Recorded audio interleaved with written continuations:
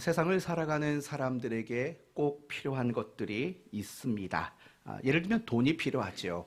건강이 필요하고 행복이 필요합니다. 만족도 필요합니다. 기쁨도 필요합니다.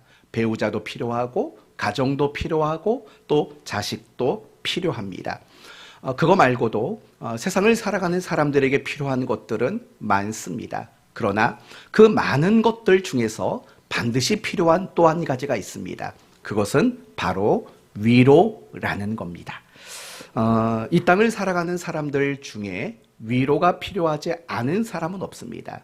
남녀노소 할 것 없이 모든 사람에게는 다 위로가 필요합니다. 분명히 하나님 앞에 예배하는 이 자리에 모여 있는 여러분 모두에게도 위로가 분명히 필요할 거라고 생각합니다. 어떻습니까? 여러분 가운데 저는 아무런 위로가 필요하지 않습니다 라고 생각하는 분이 혹 계십니까? 그렇지 않을 겁니다. 저로부터 여러분 모든 분들에게까지 모두가 다 위로라는 것이 날마다 절실히 필요하다라고 여러분은 인정할 겁니다. 오늘 본문 역시 위로가 절실히 필요했던 요셉의 형들을 소개하고 있습니다. 그리고 그런 요셉의 형들을 위로했던 요셉의 이야기를 오늘 소개하고 있는 겁니다. 그러므로 오늘 말씀을 통해서 위로받는 일들이 왜 중요한가 첫 번째로 생각해보고 더 나아가서 여러분 모두가 어떻게 하면 위로받을 수 있을지 그리고 더 나아가 여러분도 누군가를 위로하는 사람이 되겠다라고 다짐하게 되는 오늘 이 시간 되었으면 합니다. 오늘 본문에 등장하는 주인공은 요셉의 형들입니다. 이 본문에 나오는 요셉의 형들을 한마디로 말한다면 위로가 절실히 필요했던 사람이다. 이렇게 이야기할 수 있는 겁니다. 오늘 본문의 배경은 이런 겁니다. 가나안 땅에 기근이 들었던 것을 여러분 아실 겁니다. 그래서 오로지 양식을 구할 수 있는 곳은 애굽이라는 나라밖에 없었던 겁니다. 그래서 야곱이 자기의 아들들을 애굽 땅으로 보냈습니다. 그리고 그곳에서 양식을 구해오라고 보낸 겁니다. 그런데 첫 번째 애굽에 갔을 때 어떤 일이 있었냐면 요셉이 형들을 알아본 겁니다. 그리고 요셉이 형들을 누명을 씌우죠. 뭐라고 누명을 쓰냐면 이 땅을 정탐하러 온 정탐꾼들이다 라고 억지로 누명을 씌우게 됩니다. 그러면서 어떤 일을 하냐면 만약에 너희들이 정탐꾼이 아니라면 너희 중에 한 명을 감옥에 두고 돌아가서 막내 아들이었던 베냐민을 데리고 와라. 그러면 내가 너희가 정탐꾼이 아니라고 여겨주겠다라고 요셉이 이야기를 합니다. 그들은 하는 수 없이 시므온이라는 형제를 애굽의 감옥에 둔 채 형제들은 다시 가나안으로 돌아간 겁니다. 그리고 아버지 야곱에게 이 모든 자초지정을 설명을 합니다. 그리고 말을 합니다. 막내 아들인 베냐민을 데려가야 됩니다. 그래야지 양식도 구할 수 있고 애굽에 갇혀있는 시므온도 우리가 데려올 수 있습니다. 야곱은 굉장히 속상하지요. 그렇지만 어쩔 수 없이 베냐민을 보내는 겁니다. 바로 오늘 본문이 이 형제들이 애굽 땅에 두 번째로 가는 내용을 소개하고 있습니다. 베냐민을 데리고 가는 겁니다. 그런데 오늘 이 본문의 상황을 본다면 이 형들의 마음은 어떠했을 것 같습니까? 굉장히 염려와 두려움이 가득했을 게 분명하다라는 겁니다. 그래서 18절 말씀을 보시면 그 사람들이 여기서 말하는 그 사람들은 누구냐면 요셉의 형들을 말하는 겁니다. 요셉의 집으로 인도됨에 두려워하여 이르되 전번에 우리 자루에 들어있던 돈의 일로 우리가 끌려가는도다. 이는 우리를 억류하고 달려들어 우리를 잡아 노예로 삼고 우리의 나귀를 빼앗으려 함이로다 하고. 지금 요셉 앞에 섰던 형들은 요셉을 아직 알아보지 못하는 상황이었습니다. 그래서 이 형들은 굉장히 마음이 두려움 가운데 있었다라고 이야기를 합니다. 그러면서 19절에서 22절은 뭐냐면 형들이 자신들의 모든 것들을 해명하는 이야기입니다. 우리도 모르는 사이에 누군가가 우리의 곡식 자루에 돈다발을 넣었습니다. 우리는 모르겠습니다. 라고 자신이 이게 일어났던 일들을 해명하는 내용이 나오고 있습니다. 그때 23절 말씀을 보시면 요셉이 말합니다. 너희는 안심하라. 두려워하지 말라. 요셉의 형들에게 안심하라고 말합니다. 여기서 우리가 알 수 있는 건 뭐냐면 지금 요셉의 형들은 분명히 위로가 필요한 사람들이었다라는 것을 알 수 있는 겁니다. 그렇습니다. 오늘 본문에 등장하는 요셉의 형들은 모두가 위로가 필요한 사람이었습니다. 그러나 이 요셉의 형제들만 위로가 필요한 건 아니었습니다. 사실은 요셉이라는 사람에게도 위로가 필요했습니다. 그래서 요셉이 형들에게 뭘 물어봅니까? 당신의 아버지는 아직 생존해 계십니까? 아직 평안히 살고 계십니까? 라고 묻는 겁니다. 그건 요셉의 마음속에 염려와 걱정이 있었다라는 이야기인 겁니다. 요셉의 형들도 그리고 요셉도 모두가 다 위로가 필요한 그런 모습 속에 있었다는 것을 우리는 발견할 수 있는 겁니다. 그런데 성도 여러분, 위로가 필요한 것은 그 사람들만의 이야기가 아닙니다. 세상을 살아가는데 존재하는 모든 사람들이 다 위로가 필요합니다. 배우지 못한 사람도 위로가 필요하지요. 그러나 많이 배운 사람들도 분명히 위로가 필요한 겁니다. 꼴등도 위로가 필요합니다. 그러나 1등을 한 사람에게도 위로는 반드시 필요하게 있습니다. 가진 것이 없는 사람에게도 위로가 필요하지만 가진 것이 많은 사람에게도 위로가 필요합니다. 힘이 없고 약한 사람에게도 위로가 필요하지만 힘이 많고 강한 사람에게도 위로는 필요하게 되는 겁니다. 못난 사람에게도 위로가 필요하지만 잘난 사람에게도 위로는 반드시 필요합니다. 불신자들에게도 위로가 필요합니다. 그러나 신자들에게도 위로는 필요한 겁니다. 성도들 여러분에게도 위로가 필요하듯이 목회자들에게도 위로는 필요한 것입니다. 그 어느 누구도 위로가 필요하지 않은 사람은 이 세상에 존재하지 않습니다. 여러분이 살아가는 삶의 자리를 한번 돌아보십시오. 여러분의 남편은 과연 위로가 없어도 될까요? 여러분의 아내는 위로가 필요하지 않을까요? 여러분의 부모와 여러분의 자녀는 과연 위로가 없어도 괜찮겠습니까? 그렇지 않습니다. 내 주변에 살아가는 모든 사람들도 역시 위로는 반드시 필요합니다. 어떤 사람은 질병 가운데 있습니다. 그런 사람들은 위로가 필요합니다. 어떤 사람은 사업이 실패했습니다. 그 사람에게도 위로가 필요한 겁니다. 어떤 사람은 지난날의 아픔과 상처 속에 고통하며 살아갑니다. 그런 사람에게도 위로는 반드시 필요하다라는 것을 우리는 알아야 합니다. 여러분은 예외일까요? 아닙니다.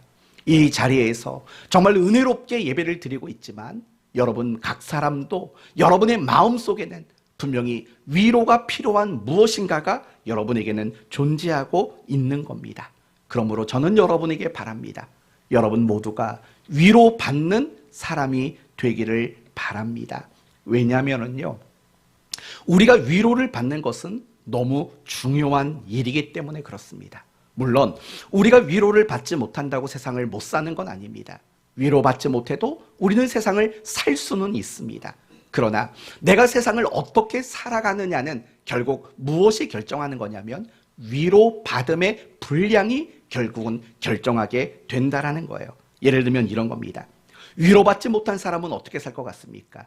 늘 절망 속에 살아갑니다. 위로받지 못한 사람은 늘 내 자신이 불행하다고 생각하며 사는 겁니다. 위로받지 못한 사람은 이기적인 사람이 되고 맙니다. 위로받지 못한 사람은 모든 것이 다 부정적인 시각을 가지는 사람이 되고 맙니다. 위로받지 못하는 사람은 늘 상처 속에 살아갑니다. 위로받지 못하는 사람은 늘 누군가를 끊임없이 원망하고 불평하는 그런 모습으로 살 수밖에 없습니다. 위로받지 못한 사람은 우울할 수밖에 없습니다. 위로받지 못하는 사람은 공격적인 사람일 수밖에 없습니다. 위로받지 못한 사람은 자존감이 낮을 수밖에 없습니다. 그리고 무엇보다도 우리가 비록 신자이지만 끊임없이 위로받음이 없으면 우리는 그리스도인답게 살아가는 일들도 불가능할 수밖에 없다는 것을 우리는 알아야 합니다. 그러나 반대로 생각해 보십시오. 우리가 늘 위로받는 일들이 있다면 우리는 자존감이 있는 사람으로 살 수 있습니다. 소망이 있고요, 기쁨이 우리에게 있을 수 있습니다. 늘 위로받는 사람은 따뜻한 사람이 될 수 있습니다. 위로받는 사람은 늘 누군가에게 항상 너그럽고 여유로운 사람이 될 수 있습니다. 항상 긍정적인 사람이 되는 겁니다. 그리고 결국은 위로받는 사람은 정말 그리스도인답게 살 수 있게 된다라는 것입니다. 이것이 바로 위로의 중요성입니다. 위로가 없어도 세상을 살 수는 있습니다. 그러나 세상을 부정적으로 살 것이냐, 긍정적으로 살 것이냐, 또는 세상을 정말 기쁨 가운데 살 것인가, 우울함 가운데 살 것인가, 이것을 결정짓는 중요한 요소 중 하나가 바로 위로라는 것입니다. 사랑하는 성도 여러분, 예수님의 12명의 제자들을 한번 생각해 봅시다. 그들은 예수님이 체포당하시는 그 순간에 모두가 다 신앙이 무너졌습니다. 그런데 나중에 11명의 제자는 다시 신앙을 회복해서 제자의 삶을 살아갑니다. 그러나 가룟 유다는 그의 신앙이 회복되지를 못하고 말았습니다. 과연 그 이유가 뭐라고 생각하십니까? 11명의 제자들은 부활하신 예수님을 통해서 무엇을 받았을까요? 뭘 받았을까요? 위로를 받은 겁니다. 그러나 가룟 유다는 부활하신 예수님의 위로를 받을 기회가 주어지지를 못했던 겁니다. 11명의 제자 그리고 가룟 유다 모두 신앙이 실패했습니다. 그러나 회복이 이루어진 사람들은 누구냐? 결국은 주님께로부터 위로받음이 있는 사람은 회복된 겁니다. 다윗과 사울 왕을 생각해 보십시오. 여러분, 사울 왕의 인생을 한번 돌아보십시오. 어떻게 살았습니까? 늘 마음의 병을 가지고 살았던 사람입니다. 늘 두통 때문에 누군가가 수금을 연주하고 누군가가 음악을 연주해줘야지만 그 머리의 아픔이 사라질 수밖에 없었던 인생 아닙니까? 마음의 질병을 가진 사람입니다. 늘 다윗을 향해서 시기와 질투심을 가지고 살았던 사람입니다. 그리고 결국에는 불순종하는 왕이 됐고 나중에는 비참한 모습으로 인생을 끝마치게 됩니다. 그러나 다윗은 어떻습니까? 미움을 받았습니다.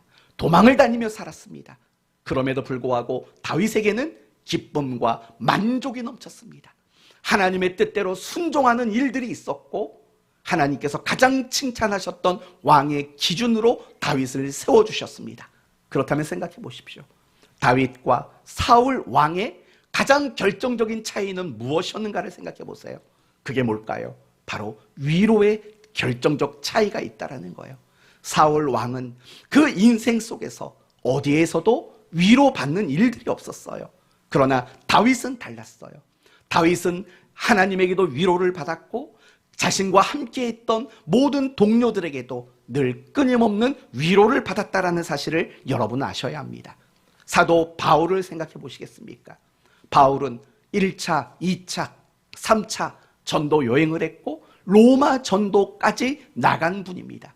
얼마나 많은 고생이 있었고 얼마나 많은 박해가 있었습니까? 그리고 무엇보다도 그 안에는 자신에게는 육신의 질병도 심각하게 존재하고 있었습니다. 그런데도 불구하고 사도 바울은 그 사역과 그 목회를 얼마나 훌륭히 잘 감당했는지 모릅니다. 과연 그럴 수 있었던 이유는 무엇입니까? 바로 그 이유는 바울이 끊임없이 위로를 받았기 때문이라는 겁니다. 그건 제 이야기가 아닙니다. 사도 바울이 스스로가 그렇게 이야기를 했습니다. 고린도 후서 7장 4절을 보면 이런 말이 나옵니다. 내가 우리의 모든 환난 가운데에서도 위로가 가득하고 기쁨이 넘치는도다. 내가 환난을 많이 당했답니다. 그런데 내가 환난을 많이 당하는 것만큼 내게 무엇이 또 임했다라는 겁니까? 위로가 임했다라는 겁니다. 그 위로가 있어서 어떤 환난 속에서도 자신은 그 사역을 잘 감당할 수 있었노라 라고 이야기를 하고 있는 겁니다. 구체적으로 이야기하면 고린도 후서 7장 6절을 보면 낙심한 자를 위로하시는 하나님이 우리를 위로하셨으니라고 말해요. 너무 멋진 말 아닙니까? 낙심한 자를 위로하시는 하나님이 우리를 위로하셨도다. 여러분, 바울은 지금 하나님께로부터 끊임없이 위로를 받았다고 이야기하는 거예요. 또 계속해서 보시면 데살로니가 전서 3장에 이런 말이 나와요. 너희에게 위로를 받았노라. 데살로니가 교회 성도들을 통해서 바울은 위로를 받았다고 말해요. 빌레몬서 1장에는 내가 너희 사랑으로 많은 기쁨과 위로를 받았고 라고 말을 해요. 무슨 말인지 아십니까? 사도 바울은 하나님으로부터 늘 위로를 받았고 많은 성도들로부터 바울은 늘 끊임없는 위로를 받았다라는 겁니다. 여러분이 여기서 한 가지 꼭 알아야 할 것이 있습니다. 훌륭한 목회자는 어떻게 만들어지는 줄 아십니까? 훌륭한 목회자는 성도들의 끊임없는 위로로 만들어진다는 걸 기억하셔야 합니다. 성도 여러분, 저를 훌륭한 목회자로 만드시기를 원하신다면 뭘 하셔야겠습니까? 기도만 하지 마십시오. 기도만 하지 마시고 저를 끊임없이 위로하셔야 합니다. 좀 치사한가요? 네, 뭐 어쩔 수 없습니다. 바울이 자신의 그 사역의 위대함이 성도들에게 위로받음으로 생겨났다라고 말하니까 사실은 그게 맞는 말인 거예요. 결국은 이런 거예요. 내가 인생을 살면서, 내가 신앙생활을 하면서 위로를 얼마나 받느냐가 내 인생을 결정하는 거예요. 내가 신앙생활을 하면서 위로를 얼마나 받느냐가 내 신앙의 모습을 결정짓게 되는 거라고요. 성도들의 모습을 보면 그게 보여요. 어떤 성도들은요, 정말 하나님께 그리고 누군가에게 위로를 많이 받는 성도들이 있어요. 그런 성도들은 늘 기쁨이 있고 소망이 있고 즐거워 보인다고요. 그러나 어떤 성도들은 위로를 받지 못한 채 살아가는 성도들도 분명히 있어요. 마음이 우울하고 어둡고 표정이 없고 즐거운 모습이 없는 거죠. 결국 이 모든 것들은 위로가 결정한다라는 사실을 우리는 잊지를 말아야 되는 거예요. 그렇다면 어떻게 됩니까? 우리는 위로받아야 돼요. 정말 위로받아야 돼요. 하나님에게 여러분은 위로받으셔야 돼요. 그리고 여러분은 누군가에게도 계속해서 위로받는 그런 인생을 살아가야 돼요. 제가 여러분에게 축복하기를 원합니다. 위로받는 인생을 사십시오. 여러분이 어떤 순간에도 항상 여러분에게는 위로가 멈추지 않는 인생이 됐으면 좋겠습니다. 누구를 통해서든지 어떤 순간을 통해서든지 여러분 모두가 항상 위로가 담겨진 인생, 위로가 채워져 있는 그런 신앙생활을 할 수 있게 되기를 예수 그리스도의 이름으로 축원드립니다. 먼저는요, 하나님께 여러분은 위로를 받으셔야 돼요. 그 이전에 여러분이 아셔야 될 게 있어요. 하나님은 어떤 분일까요? 하나님은 위로의 전문가세요. 하나님은요, 가장 잘하시는 일이 뭐냐면 우리를 위로하시는 일을 가장 잘하시는 분이에요. 조금 더 지나치게 말한다면 하나님은 왜 존재하시느냐? 그것은 우리를 위로하시기 위해서 하나님은 존재하시는 분이라는 거예요. 고린도후서 1장에 이런 말이 나와요. 한번 들어보십시오. 찾아봐도 괜찮습니다. 고린도후서 1장 3절 이하에 보시면 찬송하리로다 그는 우리 주 예수 그리스도의 하나님이시요 자비의 아버지시요 모든 위로의 하나님이시며 우리의 모든 환난 중에서 우리를 위로하사 우리로 하여금 하나님께 받는 위로로서 모든 환난 중에 있는 자들을 능히 위로하게 하시는 이시리로다. 여러분, 이 짧은 구절에서 가장 많이 반복되는 말이 뭔지 아십니까? 위로예요, 위로. 하나님을 위로의 하나님이라고 말한다고요. 그분이 존재하시며 그분이 우리의 인생 속에서 가장 많이 하시는 일들이 뭐냐? 그게 바로 우리를 위로하시는 일이라고 그렇게 말하고 있는 거예요. 로마서 15장에도 이런 말이 나와요. 이제 인내와 위로의 하나님이, 하나님을 뭐라고 말한다고요? 인내와 위로의 하나님이라고 그렇게 우리에게 말씀해주고 있는 거예요. 사랑하는 성도 여러분, 하나님은 위로의 전문가예요. 여러분, 세상에 어디 가서 위로받지 못한 사람도 하나님께 가면 위로를 받을 수 있게 되는 거예요. 하나님께 나갔는데도 불구하고 위로받지 못하는 사람은 없어요. 하나님 앞에 나아가면 모든 사람은 다 위로받을 수 있는 거예요. 그래서 여러분이 정말 하나님께 위로받기를 원하신다면 여러분은 하나님께로 나아가는 성도가 되셔야 돼요. 마태복음 5장 4절 팔복에 나오는 이 말씀 아시지 않습니까? 애통하는 자는 복이 있나니 저희가 위로를 받을 것이며, 하나님 앞에 나아가서 하나님 앞에 내 마음의 아픔과 내 마음의 고통과 슬픔의 문제를 가지고 애통하면 반드시 하나님은 우리를 위로해 주신다라고 말해요. 하나님은 위로의 하나님이세요. 우리 모두는 알아요. 그러나 하나님이 위로의 하나님이라는 것을 아는 것만으로 그분의 위로가 우리에게 임하질 않아요. 어떻게 해야 돼요? 내가 나가야 돼요. 내 마음의 아픔과 상처와 슬픔과 눈물과 괴로움의 문제들, 정말 이런 것들을 가지고 여러분이 하나님 앞에 나가서 애통하게 된다면 하나님은 반드시 여러분에게 위로를 주신다라고 그렇게 약속하셨다라는 거예요. 한나를 생각해 보세요. 자식이 없었던 여인이에요.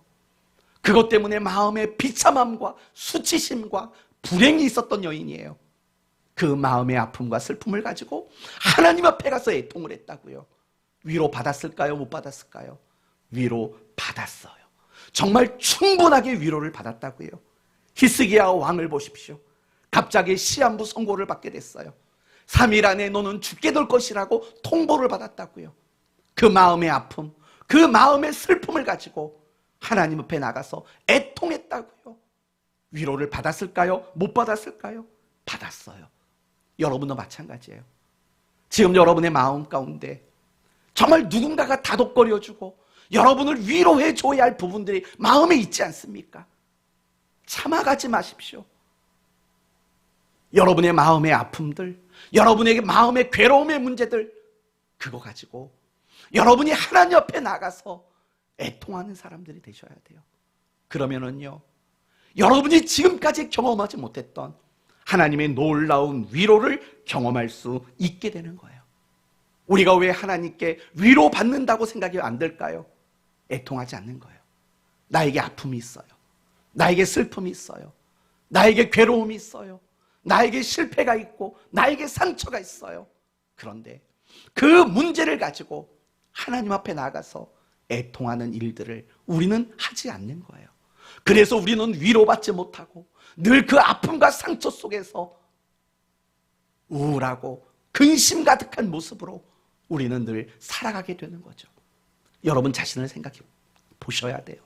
나는 진짜 하나님께 나가서 애통하고 있는 일들이 있는지, 나는 정말 내 아픔의 문제를 가지고 하나님 앞에 나가서 울어본 적이 있는지 한번 생각해 보세요.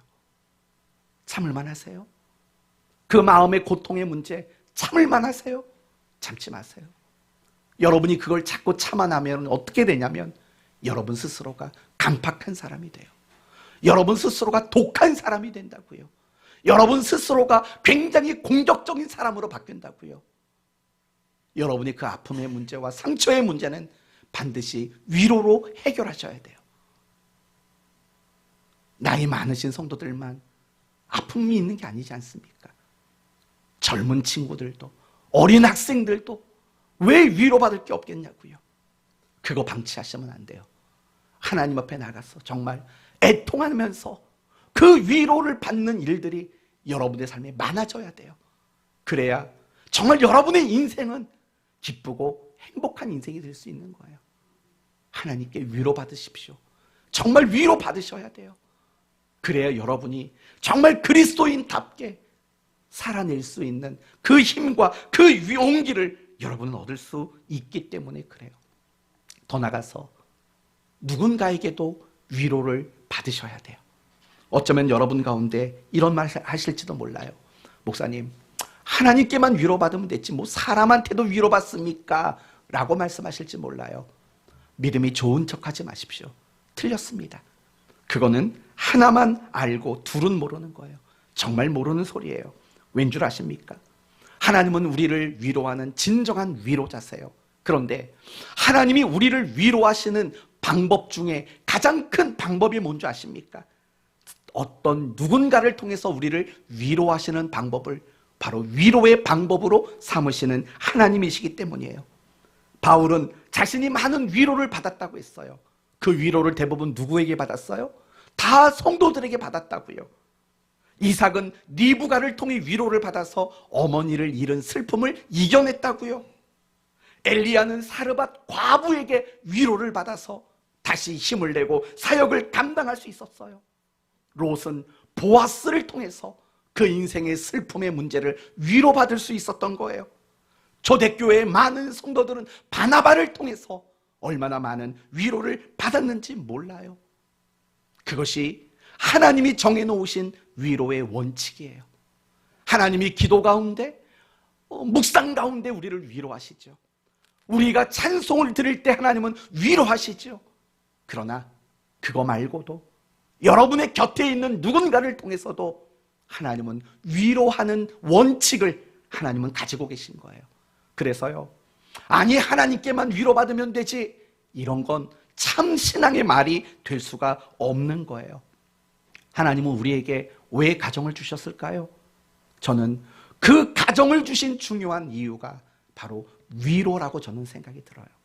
여러분은 다 믿는 가정이잖아요. 그렇죠? 믿음의 가정이죠. 그러면 여러분의 가정을 생각해 봐요. 여러분의 가정 안에는 위로가 있는지를 생각해 봐요. 남편과 아내가, 부모와 자녀가 서로 위로하는 일들이 여러분의 가정 안에 있는지를 생각해 봐요. 정말 좋은 가정이 어떤 가정인 줄 아세요? 믿음의 가정? 정말 위로가 있는 가정이에요. 비판과 정죄가 있는, 이건 마음이 너무 찔려서, 저희 집이 비판과 정죄가 많거든요. 특히 제가 우리 딸을 향해서, 아무튼 꼭 제 얘기하면 다들 좋아하시더라고요. 다시 원래대로 돌아와서 정말 건강한 가정, 정말 믿음 좋은 가정은 항상 그 안에 위로가 있는 거예요. 위로. 남편에게 아내가 위로받고, 아내에게 위로받고, 부모에게 위로받고, 자녀에게 위로받는 이런 위로가 가득 차 있는 가정이야말로 건강하고 가장 믿음의 가정이라고 말할 수 있는 거예요. 가정을 주신 이유는 결국은 위로예요. 하나님이 아담에게 하와를 결혼시켜 가정을 이루셨어요. 왜 그랬을까요? 이렇게 말하죠. 아담이 독처하는 것이 안쓰러우셨다고 얘기를 해요. 그래서 하와와 더불어 결혼을 하도록 만든 거예요. 가정을 꾸려서 그들에게 서로에게 위로가 되고 격려가 되는 이 일들을 서로에게 맡기셨다라는 거예요. 저는 여러분의 가정이 위로의 가정이 됐으면 좋겠어요. 어떤 문제라도 서로가 위로할 수 있는 그런 위로의 가정이 되십시오.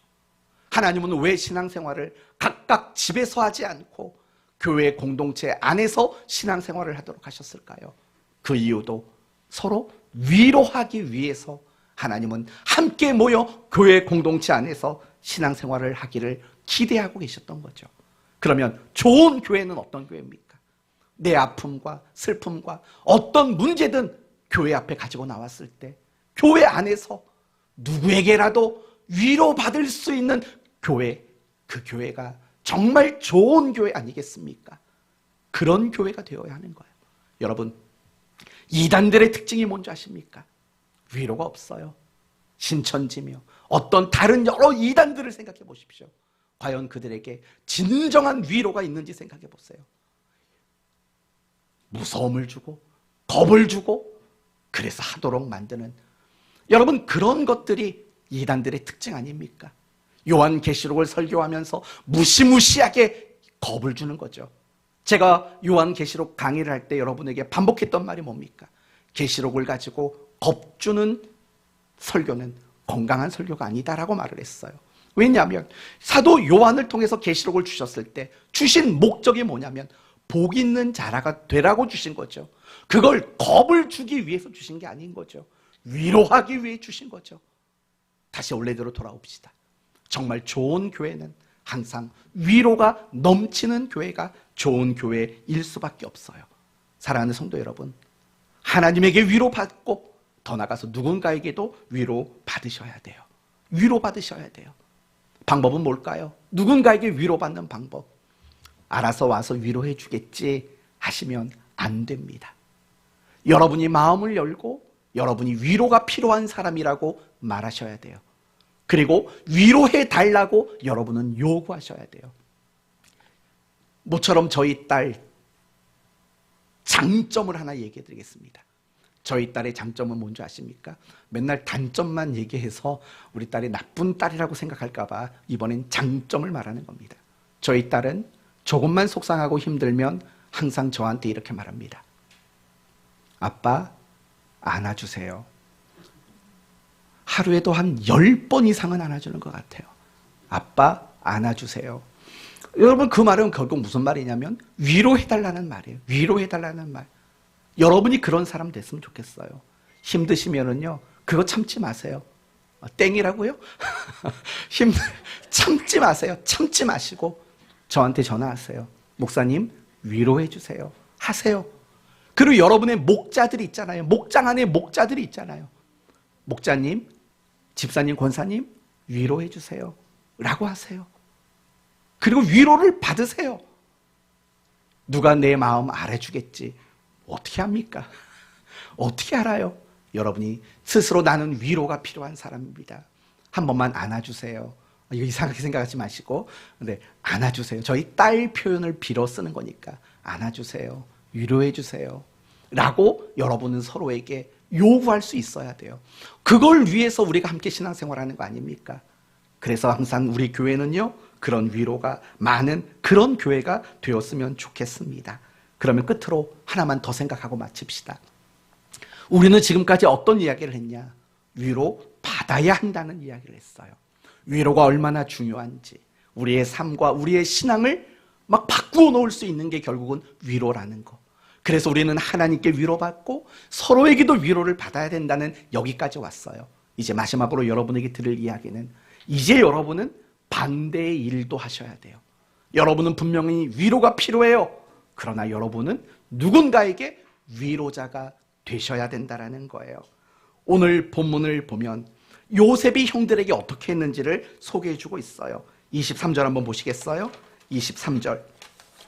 그가 이르되 너희는 안심하라, 두려워하지 말라. 여러분, 지금 뭐라고 말하는 거예요? 형들에게 위로의 말을 지금 요셉이 하고 있는 거예요. 위로의 말을 하고 있어요. 그런데 거기서 끝나지 않아요. 24절을 볼까요? 그들을 요셉의 집으로 인도하여 뭘 줬답니까? 물을 주어 발을 씻게 했고 나귀에게 먹이를 줬답니다. 또 계속해서 여러분 보십시오. 29절을 보세요. 29절을 보면 요셉이 눈을 들어 자기 어머니의 아들 자기 동생 베냐민을 보고 이르되 너희가 내게 말하던 너희 작은 동생이 이 아이냐? 그가 이르되 소자여 하나님이 내게 은혜 베풀기를 원하노라 라고 은혜를 베풀기를 원한다고 축복을 말을 또 해주고 있어요. 34절도 보세요. 요셉이 자기의 음식을 그들에게 주며, 그렇게 위로가 필요했던 형들에게 위로의 말을 했고 이제는 음식까지도 제공하고 있다라는 거예요. 제가 여기서 드리고 싶은 말은 그거예요.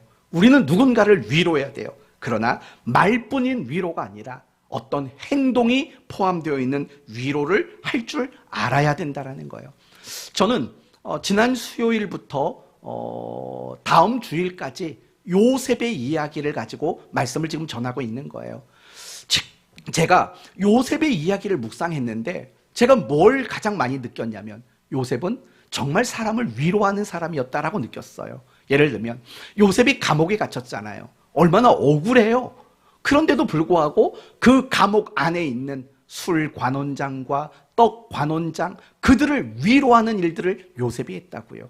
요셉은 위로의 사람이었다고요.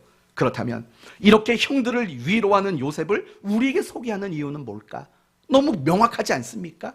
우리도 요셉처럼 누군가를 위로하는 자가 될 것을 말씀하고 있는 거예요. 그렇다면 지난 일주일을 생각해 보세요. 여러분이 누구를 위로한 적 있으세요?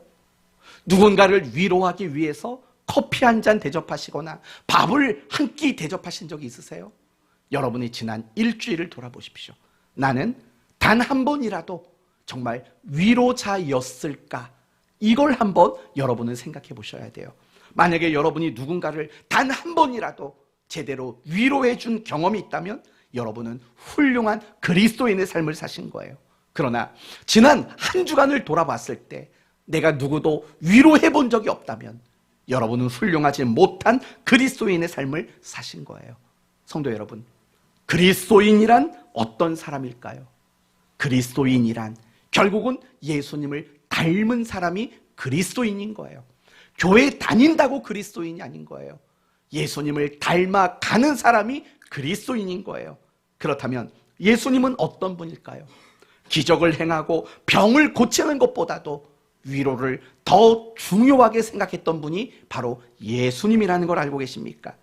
예수님은 중풍병자를 고치기 전에 이렇게 말했어요. 작은 자여 안심하라. 그리고 나서 중풍병을 고쳤다고요. 무엇이 먼저예요? 위로가 먼저라고요. 예수님이 바다를 잠잠하게 하기 이전에 무슨 말을 먼저 했냐면 제자들에게 안심하라. 내니 두려워하지 말라. 바다를 잠잠케 하는 기적을 일으키기 하기 전에 먼저 위로의 말을 했다고요. 소경 바디메오를 고치기 전에도 먼저 이렇게 말했어요. 이르시되 안심하라. 내니 두려워하지 말라. 기적, 병고침, 능력을 행하는 것, 그거보다 예수님은 더 중요하게 생각한 것은 그들을 위로하는 일을 먼저 하셨다라는 거예요. 그렇기 때문에 내가 정말 당연히 그리스도인이라면 우리 모두도 당연히 누군가를 위로하는 이런 일들을 해야 마땅한 것이에요. 알고 계시죠? 내가 하나님께 받은 모든 것은 곧 사명으로 전환된다라는 것. 하나님이 나를 구원해 주셨다면 우리는 누군가를 구원해야 되는 사명으로 감당해야 나가는 거예요. 하나님이 우리에게 뭔가 물질을 주셨다면 이 물질은 곧 누군가를 구제하는 대로 사용이 돼야 돼요. 내가 하나님께 받은 모든 것들은 다 사명으로 전환돼야 돼요. 이게 바로 그리스도인의 생활의 원리거든요. 여러분 모두는 그래서 날마다 누군가를 위로하는 일들을 여러분은 하셔야 되는 거예요. 그러기 위한 방법들이 뭘까요? 첫째는요, 여러분이 누구를 만나든 간에 저 사람에게는 어떤 위로가 필요할까라는 관심을 갖는 일들이 먼저예요. 더 정확히 말한다면 여러분은 모든 사람을 내가 위로해야 되는 대상으로 여러분은 삼으셔야 돼요. 그리고 두 번째는 따뜻하게 말 한마디 하는 것만으로도 누군가에게 위로가 될 수 있다는 사실을 여러분은 잊지 말아야죠. 오늘 요셉이 형들에게 한 말, 안심하라, 걱정 마세요 라는 그 한마디가 형들의 그 무거웠던 마음들을 녹아지도록 만들었다는 거 여러분 알고 있지 않습니까? 위로는 그렇게 어려운 게 아니에요. 따뜻한 말 한마디, 내 진심이 담긴 말 한마디면 돼요. 괜찮아요, 힘내세요, 하나님이 계시잖아요. 이런 말 한마디가 사실은 우리에게 큰 위로를 준다고요. 뭐 옛날에 유명했던 말이 있죠. 그랬구나. 여러분 이 유명한 말 옛날에 많이 방송에서 들었지 않습니까? 얼마 전에 저희 딸이 심각한 표정을 짓고 저한테 이렇게 말하더라고요. 아빠 할 말 있어요. 너무 심각한 말이었어요. 아빠, 제가 오늘 너무 속상하고 우울해서 빵을 하나 샀답니다. 그래서 제가 뭐라고 말했냐면 우울한데 왜 빵을 사? 라고 말을 했어요. 그랬더니 역시 아빠는 그래. 얘가 장난친 거예요. 어디 유튜브에서 그걸 본 거예요. 자식이 부모님에게 아빠 저 힘들었고 속상하고 우울해서 빵 샀어요 라고 말할 때 몇 부류가 있대요. 빵은 왜 샀니? 라고 말하는 부류. 그 빵 도대체 남았니? 자기가 먹으려고 묻는 부류가 있고, 그리고 또 마지막 한 부류는 뭐냐면 어떤 일이 속상했는데 라고 말하는 부류였어요. 그러니까 저는 논리적으로만 다가간 거죠. 딸의 속상함, 우울함을 이야기할 때 아니 속상한데 빵 사는 게 이게 성립이 되냐, 이렇게 다가간 거죠. 딸은 기대한 건 도대체 뭐가 속상했는데, 이 말을 기대했는데, 그래도 저는 제일 나쁜 건 아니에요. 빵은 남겨놨니? 뭐 이런 말을 안 했으니까 최악의 경우는 분명히 아닌 거죠. 네, 어떤가요 여러분? 만약에 여러분의 자녀든 누구든 너무 속상해서 빵 하나 샀어요 라고 말하면 여러분 같으면 뭐라고 대답하시겠습니까? 뭐가 그렇게 속상한데 그렇게 하셨겠습니까?